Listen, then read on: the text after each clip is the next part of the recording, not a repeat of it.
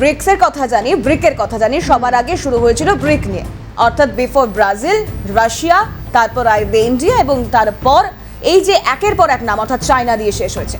এবং আজকের আমাদের আলোচ্য বিষয় ঠিক ওখানে। তাহলে কি আবারও ভারত, রাশিয়া, চীন তারা জোটবদ্ধ হচ্ছেন? আমেরিকার শুল্কবান মোকাবিলার তৎপরতা কি শুরু হয়ে গেল?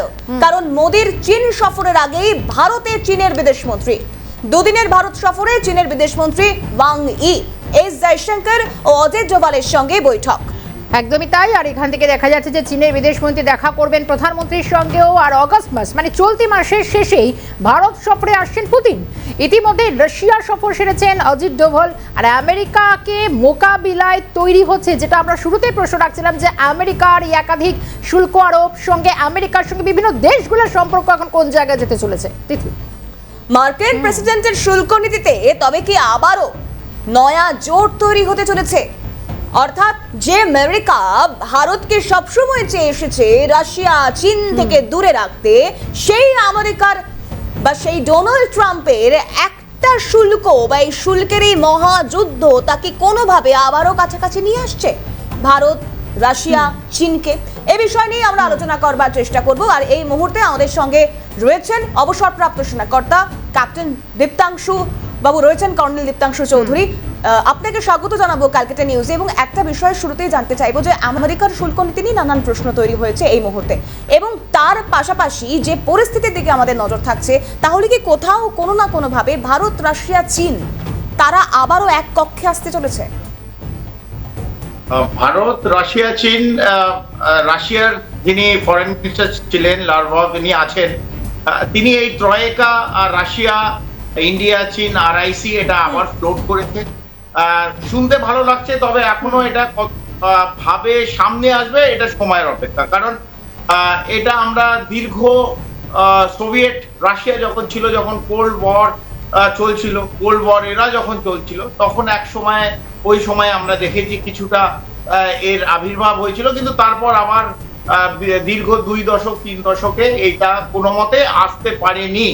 এবং চায়নার সঙ্গে ইন্ডিয়ার নানা রকম ভাবে ডিফারেন্সেস আছে, সেটা বাইল্যাটারাল ডিফারেন্সেস, সেটা বর্ডার ডিফারেন্সেস আছে, যেখানে লাইন অফ অ্যাকচুয়াল কন্ট্রোলে এখনো আমাদের ক্লিয়ার না।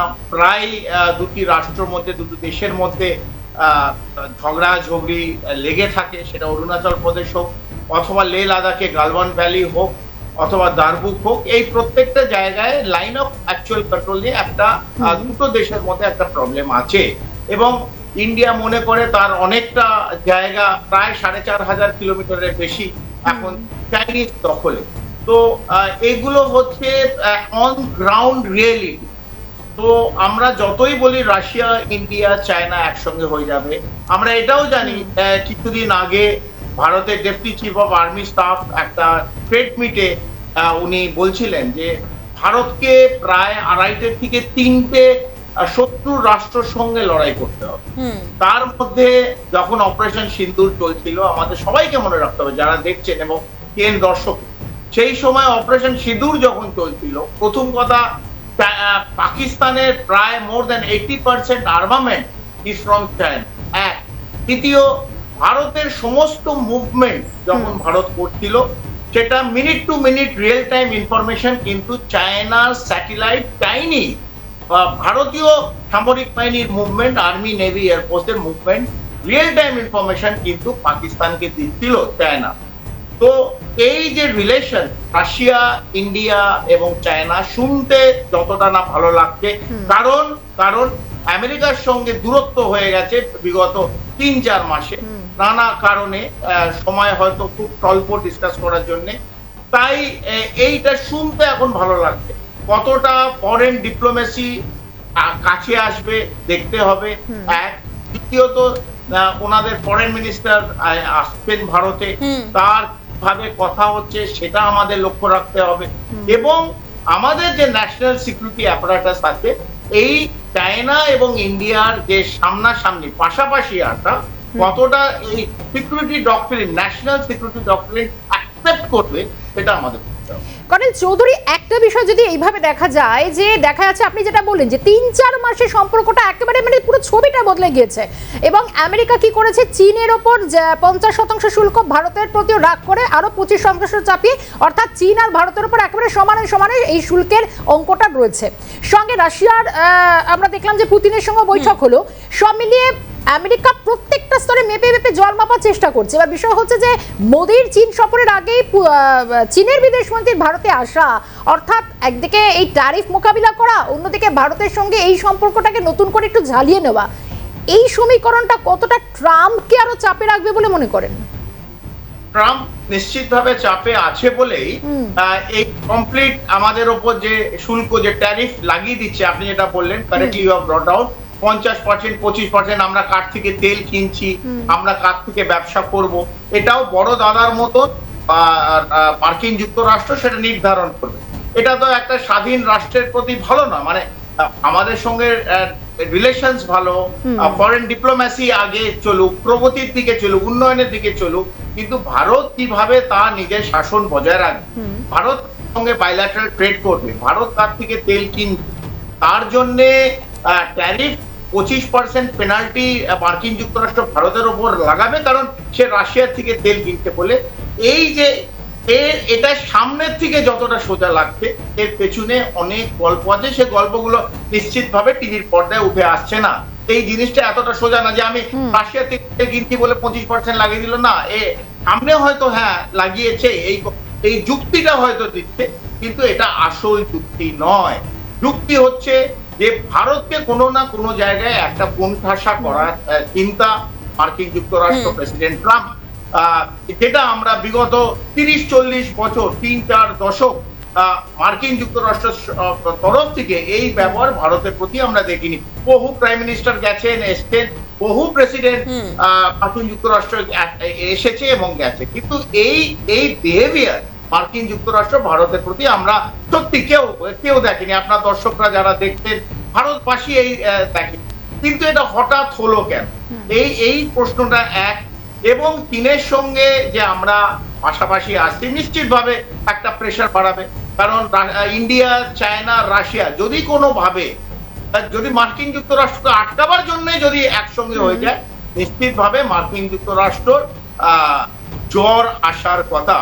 কিন্তু কর্নেল চৌধুরী, কিছুক্ষণ আগে আপনি বলছিলেন যে ভারত, রাশিয়া, চীন এক অক্ষে আসতে পারে বা একসাথে পথ চলতে পারে, সেটা শুনতে যতটা ভালো লাগছে, সেটা কাজে ফলপ্রসূ হওয়ার ক্ষেত্রে ততোধিক প্রতিবন্ধকতা রয়েছে। কারণ ভারতের সঙ্গে চীনের সীমান্ত বাণিজ্য বা সীমান্ত নিয়ে বেশ কিছু সমস্যা রয়েছে। তাহলে তো আমাদেরকেও এই বিষয়গুলোতে আবার একত্রিত হয়ে লড়াই করতে হবে, যদি আমাকে ডোনাল্ড ট্রাম্পের গায়ে জ্বর আনতে হয়, যদি আমেরিকাকে চাপে রাখতে হয়। নিশ্চিতভাবে ঠিক বলেছেন, কিন্তু প্রবলেমটা ওইখানটাই হয়ে যাচ্ছে যে আমাদের সঙ্গে ন্যাশনাল সিকিউরিটি ডক্ট্রিনে চায়নার সঙ্গে কোথাও না কোথাও আমাদের মিল নেই, দুটো প্যারালাল লাইনে যাচ্ছে। ততক্ষণ না দুটো রাষ্ট্রের যে চিন্তাধারা, ইন্টারেস্ট কোথাও না কোথাও এসে যোগ দেবে, ততক্ষণ ফরেন ডিপ্লোম্যাসি এগিয়ে যেতে পারে না। কারণ চায়না আমাদের লাইন অফ কন্ট্রোল মানছে না, আমরা লাইন অফ অ্যাকচুয়াল কন্ট্রোল মানছি না। সেই জায়গায় একটা মাঝেই আমরা চায়নার ইন্টারেকশন অথবা চায়না বলছে ভারতের ইন্টারেকশন, এইটা দেখতে পাচ্ছি। কর্নেল চৌধুরী, এর সঙ্গে আমি একটা প্রশ্ন, যেহেতু এই টপিকেই আপনি বলছেন, এখান থেকে একটা প্রশ্ন আমার জানতে ইচ্ছে করছে উত্তরটা, তা হচ্ছে যে আলাস্কায় যেভাবে বৈঠক করলেন ট্রাম্প এবং পুতিন, সেক্ষেত্রে একটা রহস্য কথা ট্রাম্প জিয়ে রাখলেন যে খুব শীঘ্রই একটা বড় কিছু ঘোষণা বা একটা কিছু হতে পারে, কি সেটা জানে না কেউ। কোথাও কি রাশিয়ার সঙ্গে ভারতের সম্পর্ক মনে মনে তো ভালো লাগছে না ট্রাম্পের, তাই কি রাশিয়াকেও হাতছাড়া করতে চাইছেন না ট্রাম্প? একদম ভাবে আলাস্কা যেটা হলো দেখবেন, তারপরেই একটা ওদের স্টেটমেন্ট এলো মার্কিন যুক্তরাষ্ট্র, সেই ঘুরে রাশিয়া ইন্ডিয়ার তেলের ব্যবসাটা ওরা তুলে ধরলো।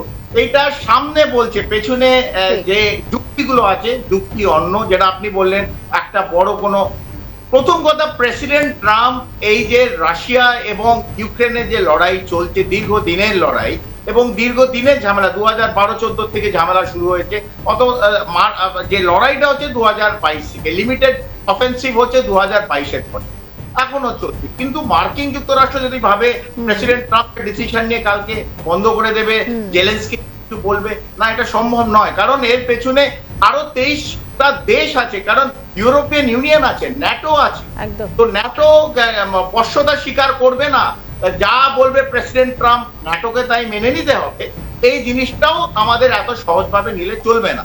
তাই রাশিয়া নিজের মতন এগিয়ে যাচ্ছে, রাশিয়া তো কারোর সঙ্গে নেই, রাশিয়া লড়াই একা করছে এবং কিমের খুব কাছাকাছি চলে এসেছে। রাশিয়ার কি প্ল্যান, কি ডক্টরিন, সত্যি করে যদি বলতে হয় আমরাও ঠিক জানি না। রাশিয়া কি যেরকম ভাবে বিভিন্ন জায়গায় এক্সপ্যানশনিস্ট, চায়নাকে যেমন দেখেছি এক্সপ্যানশনিস্ট, নিজের লাইন ইন্টারন্যাশনাল বর্ডার বাড়িয়ে যায়, জায়গায় জায়গায় গিয়ে দখল নিচ্ছে। ভারতের ফরেন ডক্টরিন অথবা ন্যাশনাল সিকিউরিটি একদম বিপরীত। আমরা কোথাও অন্য কোনো রাষ্ট্রে গিয়ে, অন্য কোনো দেশে গিয়ে সেটাকে ইনভেশন করে নিজেদের ইন্টারন্যাশনাল বর্ডারের মধ্যে ঢুকিয়ে নেওয়া, ভারতের কয়েক হাজার বছর ইতিহাসে এটা পাওয়া যাবে না। কিন্তু রাশিয়া আছে। কর্নেল চৌধুরী, এখান থেকে আরো বেশ কিছু প্রশ্ন রয়েছে, কারণ একদম এই যে তাই। শুল্ক কাটা, সেই শুল্ক কাটা আমেরিকা এক একজনের জন্য এক এক রকম ভাবে আরোপ করছে, দ্বিচারিতার তথ্য উঠে আসছে। এই বিষয় নিয়েও আমরা আলোচনায় থাকবো। কর্নেল চৌধুরীর সঙ্গে থাকবার অনুরোধ করছি। আমি আর শর্মিষ্ঠা দ্রুত ফিরছি একটা বিরতির পর, সঙ্গে থাকুন আপনারাও। কোথাও যেন এই শুল্ক কাটায় বিদ্ধ গোটা বিশ্ব এবং ট্রাম্প এটাই চেষ্টা করে যাচ্ছেন, কিন্তু আমি কোথাও মনে করছি যে এই ট্রাম্পের বাই কাঁটায় যেন নিজেকেই যেন বিদ্ধ হতে না হয়, অর্থাৎ কাঁটা দিয়ে কিভাবে কাঁটা তুলতে হয় সেদিকেও কিন্তু নজর থাকছে। কারণ এই মুহূর্তে দাঁড়িয়ে যে আবহ, রাশিয়া, ভারত, চীন তারা কোথাও এক কক্ষে এসে যাচ্ছে না তো, কারণ এই তেল কেনায় আমেরিকার এই শুল্ক কাটা আর ভারতকে শুল্ক কাটা বিদ্ধ করেছেন খোদ ট্রাম্প। রাশিয়া থেকে তেল কিনছে চীন, আর চীনের ওপর বাড়তি শুল্ক চাপায়নি আমেরিকা। দ্বিচারিতার জবাব দিলেন মার্কিন সচিব মার্কো রুবিও। তিনি কি বলছেন? তিনি বলছেন চীন তেল কিনলেও তারা শুধুমাত্র তেল পরিশোধন করে, আবার সেই তেল পরিশোধন করে তা বিশ্ববাজারে ফিরিয়ে দেয় চীন। যারা সেই তেল কিনবে তাদের বেশি দামে কিনতে হবে, অর্থাৎ চীন তেল কিনছে শুধুমাত্র পরিশোধিত করবার জন্য, তাই তাদের জন্য বাড়তি শুল্ক নয়। আন্তর্জাতিক সংবাদ মাধ্যমে এমনটাই জানিয়েছেন মার্কিন সচিব। শুল্কের দ্বিচারিতা প্রসঙ্গে রুবিওর যুক্তি ঠিক কতটা যুক্তিসঙ্গত, এই বিষয় নিয়েও আমরা আলোচনা করবার চেষ্টা করব। কর্নেল চৌধুরী রয়েছেন আমাদের সঙ্গে। কর্নেল চৌধুরী, একদম কারেক্ট, এটা যেটা আপনি বললেন যে কাঁটা দিয়ে কাঁটা তুলতে হবে, এবং ডিপ্লোম্যাসিতে there is no permanent friend and permanent enemy, এটা হচ্ছে প্রথম আমাদের মেনে নিতে হবে। তো চায়না, ইন্ডিয়া, রাশিয়া এই ত্রয়টা যদি আসে, ওভারকামিং যদি আসে, আমি আবার একটা যদি, ওভারকামিং অল দা এই যে পসিবিলিটিস, এই যেগুলো আমাদের ল্যান্ড বর্ডার ডিসপিউট আছে, আর ডিসেন্ট্রালাইজেশন অফ ট্রেড, আমাদের তিনটে রাশিয়া, চায়না এবং ভারতের যে কমন ইন্টারেস্ট, সেই ইন্টারেস্ট যদি আমরা যাই, সেই ইন্টারেস্ট দেখবেন গ্লোবাল ইন্টারেস্টের ওপর চেঞ্জ হবে। এবং ব্রিক্স এর নির্ভর যদি আমরা বাড়িয়ে দিই এবং ডলারকে দূরে হাঁটিয়ে দিই, যেটা অলরেডি ইন্ডিয়া করতে শুরু করে দিয়েছে, এই ডলার ট্রেড শুরু দিয়ে যদি আমরা নিজেদের কারেন্সি, রুপি অথবা ব্রিক্স যদি কোনো কারেন্সি থাকে, তার গুরুত্ব যদি আমরা বাড়িয়ে দিতে পারি, অটোমেটিক আমেরিকা এবং পাশ্চাত্য দেশ যারা দীর্ঘদিন ধরে ভাবছে, তারাই পুরো পৃথিবীকে শাসন করে বলবে, বিশেষ করে পূর্ব সাইডে যারা আমরা আছি, যে সভ্যতা কাকে বলে, কিরম ভাবে চলতে হয়, কিরম ভাবে এগোতে হবে। তাহলে আমার মনে হয় সময় এসেছে গ্লোবাল সাউথ এবং south east Asia, specially global south, Russia, India, China, এই ত্রয়টা যদি কোনোভাবে তাদের কমন ইন্টারেস্টে নিয়ে এক প্ল্যাটফর্মে চলে আসতে পারে, শুধু মার্কিন যুক্তরাষ্ট্র না, আরো বিভিন্ন ইউরোপিয়ান ইউনিয়ন রাষ্ট্রে কিন্তু কপালে দুঃখ আছে। এটা সময়ের অপেক্ষা, কারণ আমাদের কয়েক দশক ধরে গলা টিপে রেখে দেওয়া হয়েছে, এবং ডলার দিয়ে ট্রেড করতে হবে এবং যা বলবে সেটাই শুনতে হবে। একটা সময় এসেছে এটাকে শেষ করার সময়, at least in the diplomatic angle we need to close this chapter. এবং ভারতের মতন নিজের ইন্টারেস্ট দেখে চলতে হবে, ইনক্লুডিং চায়না এবং রাশিয়া। এবং আমাদের গ্লোবাল সাউথকে যদি মার্কিন যুক্তরাষ্ট্র, প্রেসিডেন্ট ট্রাম্প এই ট্রেড ট্যারিফ পরের মাধ্যমে যদি চেপে দেওয়ার চেষ্টা করে, আমার মনে হয় উনি একটা মূর্খের দুনিয়া বাস করতে।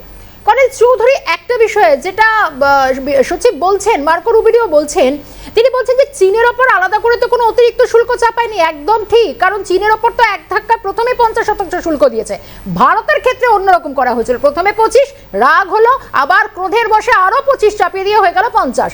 এবার বিষয়টা যে যুক্তি অন্তত দেওয়া হচ্ছে, মানে কেন চীন, সেটা কি চীন বলেই শুল্ক আরোপের ক্ষেত্রে কোনো এক্সট্রা স্টেপ নিতে চাইছেন আমেরিকা, বা এই ভিন্ন যুক্তিগুলো দিচ্ছে আমেরিকা, কি মনে হয়?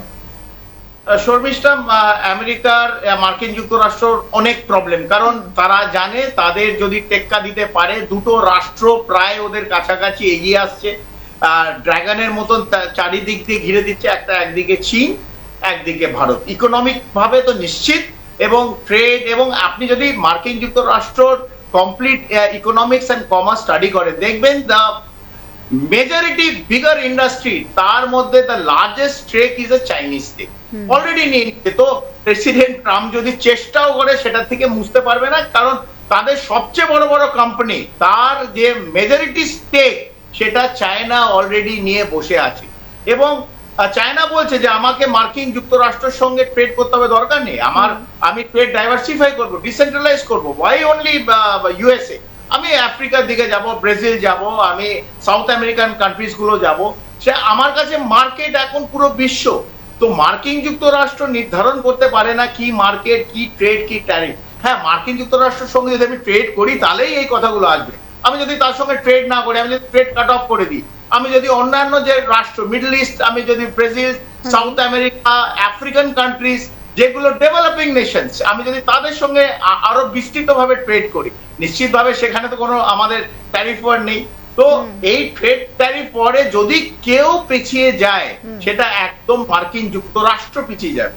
হ্যাঁ, আমরা ট্রেড করব না, আমাদের কিছুটা ধাক্কা হয়তো আসবে একটা সাময়িক কারণে, কিন্তু এটা লম্বা নয়, it is a not long sighted thing. আমরা অন্যান্য যে রাষ্ট্র আছে তাদের সঙ্গে আমরা ব্যবসা করব, এবং আমেরিকার জ্বালা হবে, যেসব ডেভেলপিং কান্ট্রিজ ওদের থেকে অস্ত্র এবং প্লেন এবং ফাইটার জেটস, কিন্তু এই যে মার্কেট খারাপ হয়ে গেল অপারেশন সিন্দুরের পর আমেরিকার, এবং বিভিন্ন জায়গায় দেখা যাচ্ছে F-16 অথবা বোয়িং, এগুলো it is not a successful thing. তো সেই জায়গা থেকে নিশ্চিতভাবে তাদের কোথাও না কোথাও একটা ইন্টারেস্ট হার্ট হচ্ছে। তারা তাই নতুন দুটো ছোট ছোট রাষ্ট্র, অরফ্যান, যারা ভারতকে সবসময় বিরক্ত করেছে, অশান্ত করেছে, সেই একদিকে বাংলাদেশ, পূর্ব সাইডে একটা পশ্চিম পাকিস্তান, এই যাদের না আছে মাথা, না আছে পা, এই দুটো ছোট রাষ্ট্রকে দিয়ে ভারতকে অশান্ত করা, ভারতকে প্রবলেম দেওয়া, ভারত টুকলিট ইন্ডিয়া। কর্নেল চৌধুরী, আপনি যা বলছেন তাতে বিষয়টা অনেকটা এরকম, মানে একদিকে তো ভারত আর মার্কিন যুক্তরাষ্ট্রের যতটুকু ভালো সম্পর্ক, মানে দীর্ঘমেয়াদী একটা সম্পর্ক যতটুকু ছিল, সেটাও ট্রাম্পের এই শুল্ক নীতি বা শুল্ক কাটা আরোপ হওয়ার পর থেকে তা তলানিতে ঠেকতে পারে।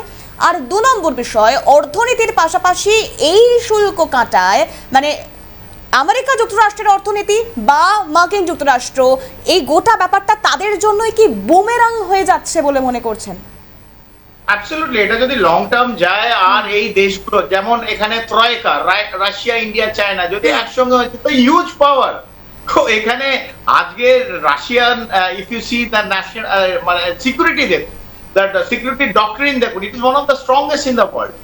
ইন্ডিয়া এবং China, economic might of global south, এরা তিনটে দেশ যদি একসঙ্গে হয়ে যায়, তিনটে রাষ্ট্র একসঙ্গে হয়ে যায়, তাহলে প্রচুর রাষ্ট্রের, যে বিশেষ করে পাশ্চাত্য দেশে, ইউরোপিয়ান ইউনিয়ন যত দেশগুলো আছে এবং অ্যাডভান্স দেশ, সেটা আমাদের সঙ্গে রিলেশন ভালো, সে ফ্রান্স হতে পারে, জার্মানি হতে পারে, অথবা অন্যান্য ছোট ছোট রাষ্ট্র, সুইজারল্যান্ড হতে পারে, যাদের থেকে আমাদের এখনো অনেক ট্রেড চলে। এবং বিশেষ করে মূল হচ্ছে আমেরিকা, মার্কিন যুক্তরাষ্ট্র যে দিকে হাঁটতে শুরু করেছে, নিশ্চিতভাবে আমি আপনার বলতে কোনো, আমি কথা বেশি কেটে বলতে ভালোবাসি না, আমি বলছি তাদের একমাত্র অবজেক্টিভ হচ্ছে টু ব্রেক ইন্ডিয়া। এটা যে আমি বললাম, ভারতকে ভাঙার একটা টেমপ্লেট মার্কিন যুক্তরাষ্ট্র আছে, ভারতকে ভেঙে দিতে পারলে তাদের এই কমপ্লিট। কর্নেল চৌধুরী, এখান থেকে আমি জানার চেষ্টা করবো, কারণ আপনি বলছেন যে ভারতকে ভেঙে দিতে পারলে, আমি এটাই বলতে চাইছিলাম, যেহেতু ভারত, রাশিয়া, চীন এক সূত্রে আসতে চাইছে, ট্রাম্প কি আবার নয়া কৌশল নিতে পারে, ভারতের উপর আরো 25% শুল্ক চাপিয়ে অন্যদিকে চীনের শুল্ক কমিয়ে, এবং ভারতের সঙ্গে চীনের এই সম্পর্কটাকে অনেকটা ব্রেক করে দিতে পারলে মানে এই কোমরটা ভাঙা সম্ভব হবে? মার্কিন যুক্তরাষ্ট্রর একটা বড় টিম, সিআইএ টিম অলরেডি বাংলাদেশে প্রেজেন্ট আছে, আজকে না বিগত 9 মাস 10 মাস, এবং সিএন বাংলায় আমরা এটা নিয়ে বিস্তৃত ভাবে আলোচনা করেছি নানাভাবে, এটা চট্টগ্রাম হোক, কক্সবাজার হোক, ঠিক। পুঙ্খানুপুঙ্খ ভাবে আপনারা দেখিয়েছেন কোথায় আছে। এবং বাংলাদেশের পুরো জমিটাই আজকে ইউজ করছে মার্কিন যুক্তরাষ্ট্র। তার একমাত্র উদ্দেশ্য বাংলাদেশকে উন্নত করা না, বাংলাদেশকে প্রগতির দিকে নিয়ে যাওয়া না, একমাত্র উদ্দেশ্য ভারতকে ভাঙা, ভারতকে অশান্ত করা। পশ্চিম হয়ে গেছে, পূর্ব দিকে এখন কন্ট্রোল করছে, কারণ পূর্ব এই complete 7 sisters is rich in minerals. এই যেখান থেকে যে earth magnets, special earth materials, এগুলো কোথাও নেই, এগুলো 7 সিস্টার্সে আছে। ওদের একমাত্র লক্ষ্য যে ভারতের পূর্ব দিকটাকে ভেঙে দাও, এবং ওদের একটা টেমপ্লেট আছে যে আরাকান প্রভিন্স এবং মণিপুর নিয়ে একটা জোল্যান্ড করে একটা ক্রিশ্চিয়ান স্টেট কার্ভ আউট করবে। তো একেবারে কর্নেল চৌধুরী, এই বিষয়গুলো নিয়ে এর আগেও আমরা একাধিক আলোচনা করেছি এবং পরবর্তীতেও হয়তো করব, কারণ আপনার এই পর্যবেক্ষণ তা নিয়েও আমরা আলোচনা করেছি। আপনিও বহু বিষয় বহুবার এই কথা উল্লেখ করবার চেষ্টা করেছেন এবং বর্তমান পরিস্থিতি বুঝিয়ে দেওয়ার চেষ্টা করেছেন। আজকের সময় যেহেতু একদম শেষ, কর্নেল চৌধুরী, অনেক ধন্যবাদ জানাবো আপনাকে।